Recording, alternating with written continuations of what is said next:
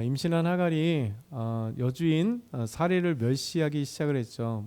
모욕을 주기 시작했습니다.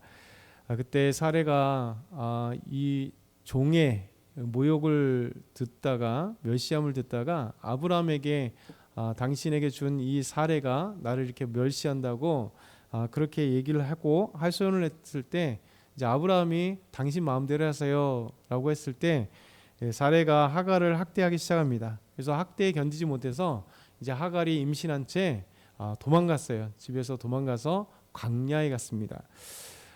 오늘 이 하갈의 말씀 16장에 보면 참 하나님의 놀라운 사랑을 보이게 됩니다.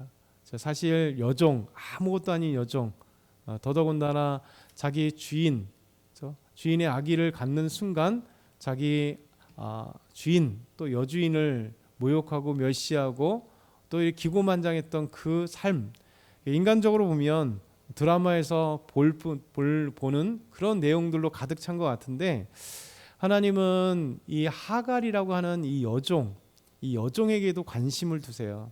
그래서 하나님께서 이 하갈에게 큰 은혜를 베푸시는, 그러니까 결국 하갈을 추적하시는 하나님, 광야로 도망갔음에도 불구하고 하갈을 찾아가셔서 은혜를 베푸시는 하나님입니다. 오늘 말씀 그 첫 번째가 이 말씀이에요. 하나님은 도망간 하갈, 광야로 도망갔는데요, 그 도망간 하갈에게 찾아오십니다. 그리고 은혜를 베푸시죠. 그것이 9절과 10절, 그 앞에도 있지만 오늘은 9절부터 10절이니까 9절부터 10절 한번 천천히 한번 다시 읽어볼까요? 여호와의 사자가 그에게 이르되 내 여주인에게로 돌아가서 그 수하에 복종하라.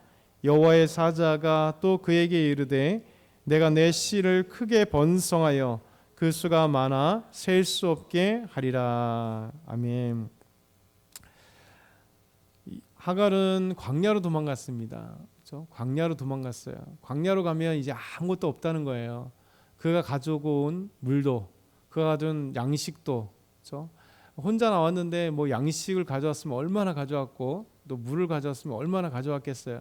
근데 결국 광야에서는 하루 지나고 이틀 지나면 금방 물이 바닥나고 또 양식이 바닥나는 거죠.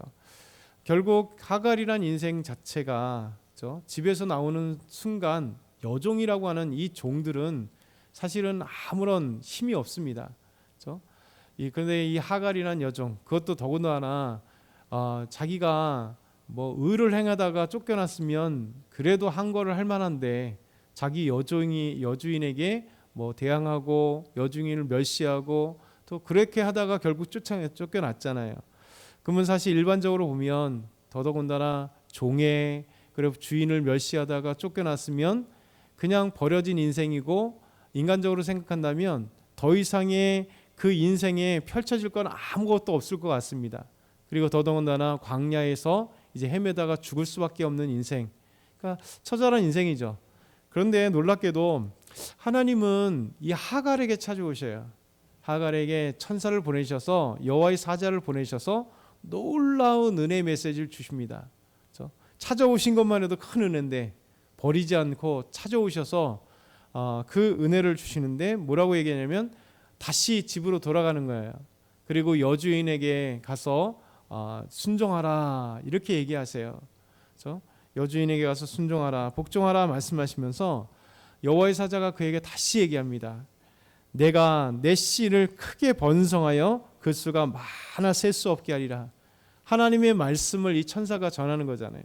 그러니까 하나님께서 여종 하갈에게 내 씨가 많아서 셀 수 없게 할 거다. 내 후손이 많아서 셀 수 없게 하시리라. 놀라운 하나님의 은혜를 주십니다. 이게 하나님의 은혜예요. 우리가 생각할 수 없는, 버려진 인생 같고 쓸모없는 인생 같고 진짜 자기 주인에게 대항하다가 도망쳐 나온 인생인데, 하나님은 그런 여종에게도 찾아오셔서 여종을 다시 살 수 있는 방법으로, 이 여종이 살 수 있는 방법은 다시 주인에게. 아브라함의 집은 얼마나 부자예요. 그렇죠? 저번에 롯을 구한 것처럼 자기 사병만 해도, 집에서 길러온 사병만 해도 318명이니 적어도 여종들 뭐 하면 1000명이 넘는 그 가솔들이 있는 어마어마한 재산가잖아요. 광야에서 혼자 살다가 죽느니 풍부한 주인 밑에서 여주인을 잘 섬기면서 살아가는 것이 사실 자기를 위한 거잖아요. 근데 어떻게 하갈이 도망쳐 나왔는데 다시 들어가겠어요? 여종인데요. 근데 하나님께서 돌아가라 말씀하십니다. 이 돌아가라고 하는 것은 이미 하나님께서 이 하갈을 죽이거나 잘못되게 할 수 없도록 막아주신다는 걸 전제하고 있잖아요. 그래서 주인에게 돌아가도 하나님께서 그 주인에게 돌아간 하갈을 책임져 주시고 인도해 주시라고. 더더군다나 이제 뱃속에 얼마나 처량하겠어요. 임신을 했는데, 그것도 주인의 아기를 임신을 했는데 쫓겨나서 방황하고 이제 죽을 몸인데 하나님께서 찾아오셔서 내가 낳을 씨가 많아질 것이다. 셀 수 없을 정도로 많을 거야. 이렇게 은혜를 베푸시는 하나님. 그래서 우리 하나님은요, 우리에게 찾아오셔요. 이게 하갈보다 우리는 인간적으로 좀 낫잖아요. 그런데도 불구하고 우리가 때로는 이런 고민을 합니다. 정말 하나님 계실까? 어떤 문제가 만나고 힘든 상황이 있으면 하나님 계실까? 좀 하나님 날 도와주실 수 있을까? 그럴 생각을 할 수 있죠. 근데 이 말씀을 묵상하면 너무 놀라운 은혜가 생기는 거예요. 이런 여종, 정말 쓸모없는 여종 같은, 이런 버려질 여종과 같은 이 하갈에게도 찾아오신 하나님, 그러면 우리에게 찾아오지 않겠냐? 하나님의 자녀인 우리에게는 더하겠죠. 하나님께서 이렇게 하십니다. 그러면서 하나님께서는 하갈의 아들의 이름도 지어주세요. 그래서 그가 어떤 사람이 될 것인가에 대해서도 말씀하죠. 11절과 12절 보면 이렇게 합니다. 같이 읽어볼까요? 여호와의 사자가 또 그에게 이르되 내가 임신하였은즉 아들을 낳으리니 그 이름을 이스마엘이라 하라. 이는 여호와께서 내 고통을 들으셨음이니라.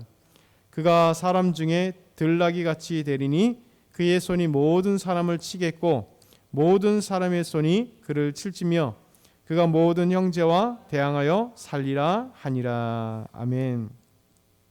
여호와의 사자가, 천사가 다시 하나님께서 말씀하신 바를 전달해 줍니다. 내가 임신하였다. 그리고 아들을 낳을 거야. 그 아들의 이름을 이스마엘이라 이름하라. 이렇게 말씀하죠. 이스마엘이라. 놀랍잖아요. 그렇죠? 우리가 보통 이제 이름을 짓는데 되게 심사숙고하잖아요. 그래서 안 믿는 사람들은 뭐 장명소에도 가고 또 어떤 뭐 점집에도 가고 또 뭐 유명한 사람에게도 가기도 하고 뭐 할아버지가 지어주기도 하고 아버지가 짓기도 하고 엄마가 짓기도 하고 뭐 이렇게 나름대로 이름을 짓는 것은 신중해요. 왜냐하면 이름이라고 하는 것은 평생 따라가는 것이고 그 이름에 무엇인가 꿈을 담거나 무엇인가 잘됨을 이렇게 하잖아요. 그래서 우리 이름 한자 자체가 이왕이면 좋은 이름으로 좀 쓰려고 하잖아요. 그렇죠? 그래서 우리가 이 나름대로 이름에 아주 중요한 것들을 담고 있습니다. 그런데 하나님은 이 하갈의 아이에게 이스마엘이라는 이름을 들으셔요. 이스마엘.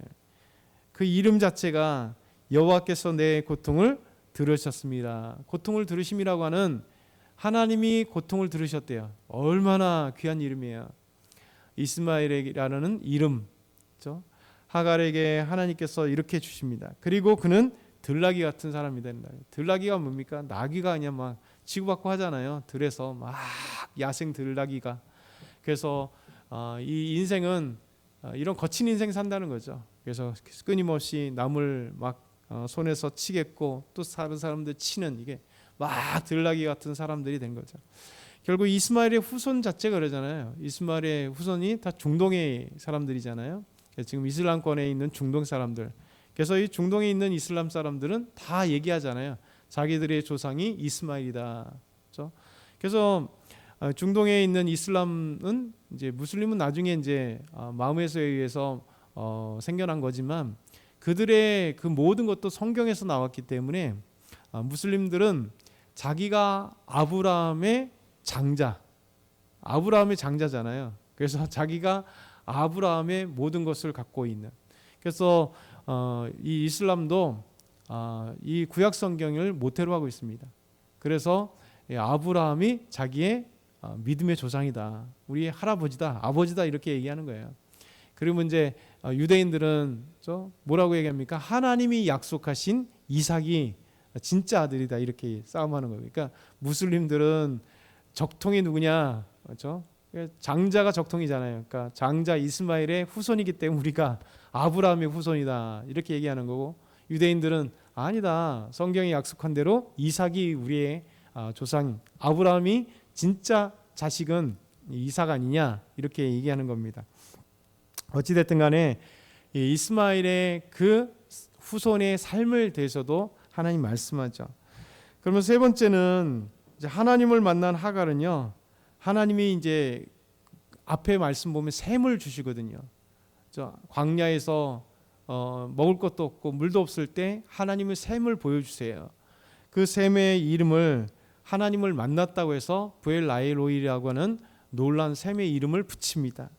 그것이 13절과 14절, 하갈이 자기에게 이르신 여호와의 이름을 나를 살피시는 하나님이라 하였으니 이는 내가 어떻게 여기서 나를 살피시는 하나님을 배웠는가 함이라. 이러므로 그 샘을 부엘라헬로이라 불렀으며 그것은 가데스와 베렛 사이에 있더라. 참 하갈이 멋진 고백을 하죠. 버려진 하갈, 도망간 하갈, 죽을 수밖에 없는 하갈에게 샘도 보여주셨고, 그 샘을 만나서 물을 축이면서 생명을 살게 하시고, 또 하나님이 그에게 여주인에게 돌아가서 복종하라, 살 길을 열어주시고, 더 나아가서는 내 아기가 이스마엘이라고 하는 이름을 그리고 수가 많아질 거야 이렇게 말씀하시면서, 그러면 더 나아가서는 이제 하나님 찾아오신 하나님의 그 믿음의 고백을 하갈이 하게 돼요. 하갈이 이 광야까지 왔는데 하나님이 나를 살펴보셨구나, 나를 보셨구나 이거예요. 그래서 그가 마셨던 물을 향하여 부엘라헬로이라, 하나님이 나를 살펴보셨다, 여호와께서 나를 살펴보셨다. 이것이 우리 삶의 고백이 되어야 되는 거예요. 이 말씀은 우리 삶의 고백인 거죠. 그래서 하나님은 반드시 우리가 어디를 가든지 무엇을 하든지 반드시 살펴주십니다. 그리고 살펴주시는 것뿐만 아니라 우리에게 항상 은혜의 손길을 내밀어 주세요. 그래서 오늘도 저와 여러분의 삶이 부엘라헬로이라고 고백할 수 있도록, 그래서 우리가 믿음의 샘을 발견하고 하나님이 주신 그 감찰하시는, 하나님을 항상 지켜봐 주시는 그 하나님의 은혜가 오늘도 저와 여러분에게 가득하길 소망합니다.